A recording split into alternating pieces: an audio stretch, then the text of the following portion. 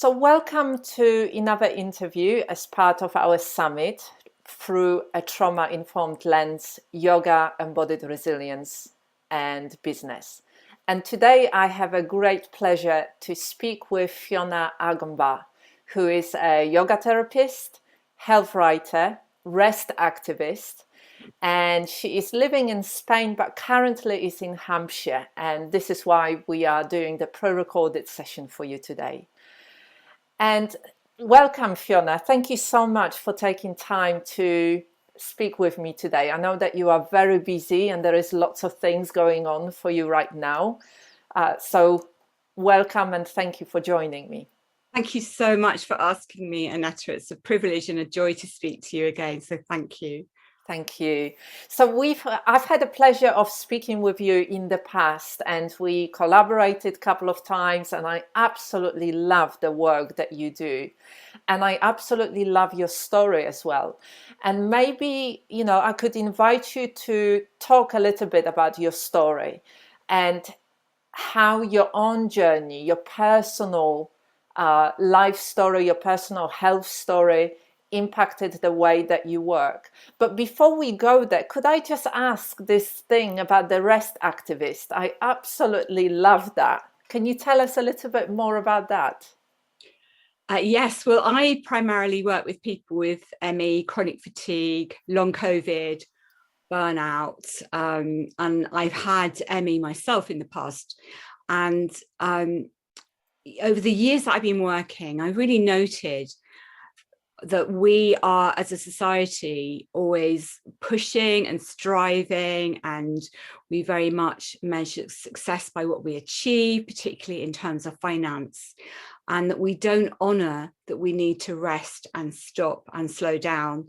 And I mean, of course, that's a message of yoga, but it's such an important part of getting well and healing, including from trauma, that I've kind of made it my life's purpose to get people to rest more, to not feel guilty about it, to convalesce, to know it's okay to take time out. And I say activist because it seems quite counter to our culture. I think we're still living very much in the kind of capitalist society, which is all about doing, working, achieving. So this is my little bit of rebellion against that. And I love it. I love it. This is really great. Really great. So Fiona, could you tell us how did you start on your journey? How did you end up, where you are now, and how you work and support others? So in the 1980s, I used to run a very busy and successful public relations agency, and I had international clients, but I was getting more and more exhausted, more and more burnt out. And those were particularly the days where we were told to push, and we weren't advised to take time out in our lunch hour. I used to, push through my lunch hours, work late till 9 o'clock, cancel holidays. That was the kind of culture. And I think, unfortunately, there is still some of that culture around today. Anyhow, I got quite run down. I then became ill with glandular fever. At which point I should have, I now know I should have taken 2 or 3 months out, but I didn't feel I could. So I was back at work within 3 weeks, very stressful, high-powered job. And basically I got very, very sick. And I went to my GP, I had various blood tests, and glandular fever showed up, but nothing else. And I wasn't given the advice then to rest, which I now again know with hindsight I should have been.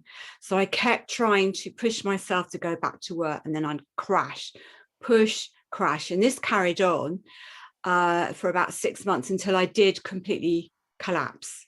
Now, at that point, this is now about 1990, so ME wasn't really much known about, but it was suggested to me by my GP that this could be a diagnosis, but she didn't know anything about it. Didn't have internet then, so I couldn't really connect with anyone. So for about 2 years, I was very isolated, very scared, very much on my own, and very, very ill. And eventually I ended up in a wheelchair. I was so weak, and my husband at the time would wash my hair because I was too ill even to wash my own hair. I couldn't even make a cup of tea. That was the level of exhaustion I had. I then I was put in the Priory for 3 months. And then I was given a shed load of antidepressants. Then I came out of the hospital, but I wasn't any better. And then one day I managed to get into town. I couldn't always get into our local town, but I bumped into a yoga teacher, a wonderful woman called Angela Stevens. And she said, I know other people who have got what you have, this kind of unexplained, mysterious fatigue. We weren't even using the word burnout then. And she said, I'm going to start a small class for people like you. So that's what happened. So I think we're now going up to 1992. I went to Angela's class. There were about 3 or 4 others. And Angela focused on breathing, relaxation, and coming into the body. And I always remember that was quite shocking to me because I didn't know about my body. I didn't know how it felt. And at first, actually, coming back into my body, I noticed that it hurt all over. So this was kind of the process. So I didn't immediately get better. So I'm not claiming that yoga instantly cured ME, but over a period of years, I fell in love with yoga.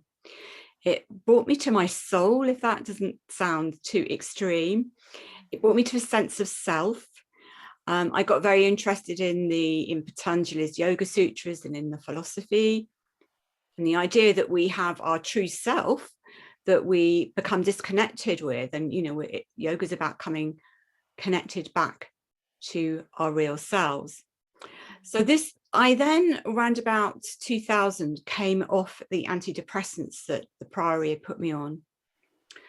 And at that point, I realized that I really did have to leave my marriage, because I should say at this point that my husband was abusive. He's dead now, so I think I can, say that quite freely. He was an alcoholic. He was sometimes physically violent. Once I stopped the antidepressants, at this point, I started to train to teach yoga, and I'd written my first book, Beat Fatigue with Yoga. I then knew that to be authentic, I actually had to make this huge decision to leave him. So after 24 years of marriage, I left him. And at that point, that was a huge step forward, because I then made a full recovery. This brings us to 2004. I then spent about 7 years. I traveled to India. I taught people with ME a lot because of my own experience. I was sharing that, and I was learning all the time, learning. And of course, we weren't talking about trauma in those days. It wasn't really on the agenda. Although it's quite obvious to me now that I had suffered from, PTSD from my marriage. This disconnection to self. I then, unfortunately, in 2011, I was bitten by a tick, and I then developed chronic fatigue again. But in many ways, I now see that as a blessing, because I had started to speed up my life, get too busy, get too ambitious. And what the tick bite did was make me stop again and really reflect on what are my priorities in life? Who am I? What's really important to me? And then at that point, I was teaching about yoga for fatigue for Yoga Campus. And then I started to write my book, Yoga Therapy for Stress, Burnout and Chronic Fatigue Syndrome, which took me 8 years.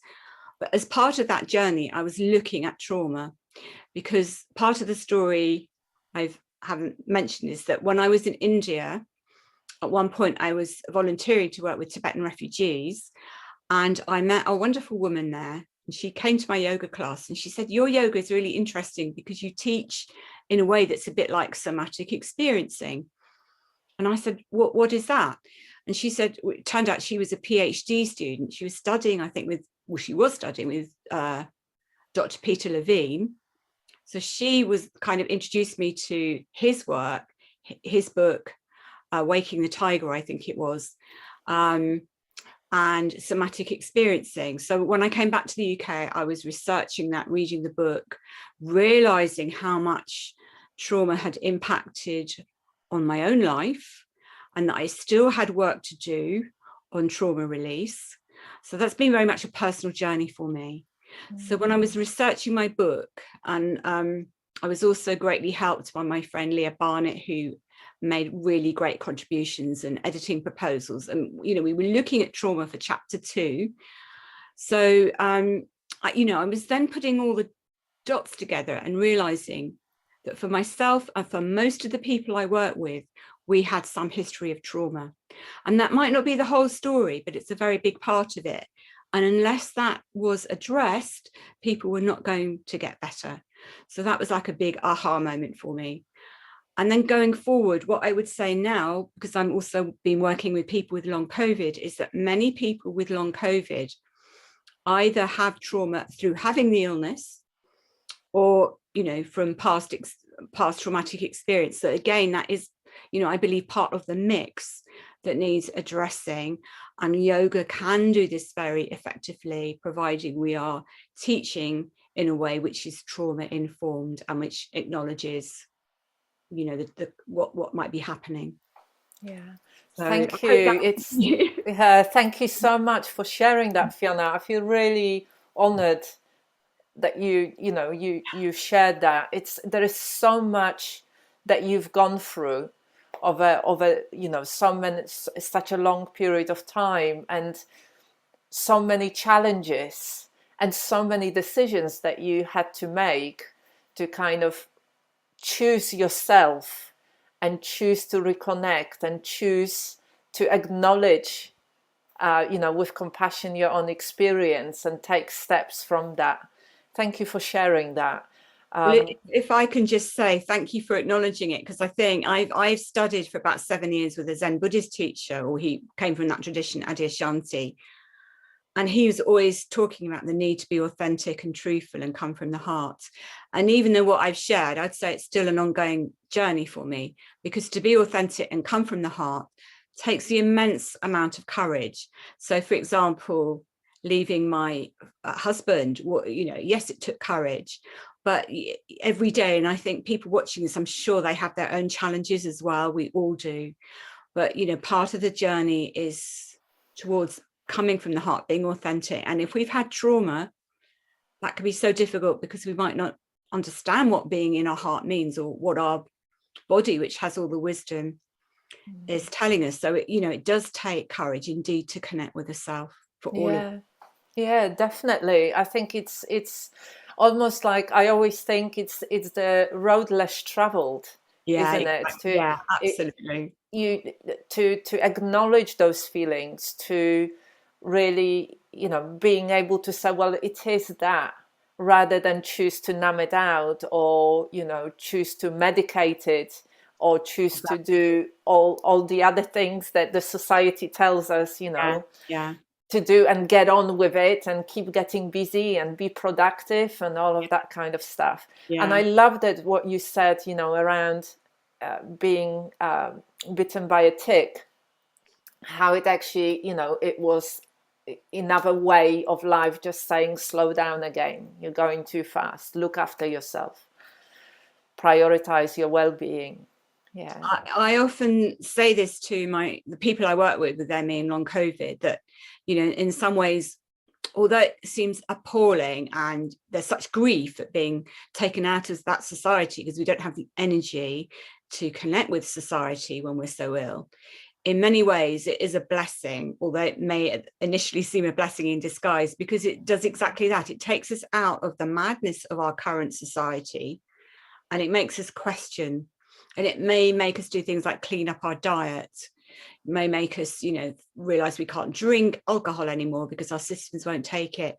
And in many ways, the journey of fatigue can take us through a purification route. And although that is painful, ultimately, you look back and you think, this is a better way to live than I was living before, when I was chasing.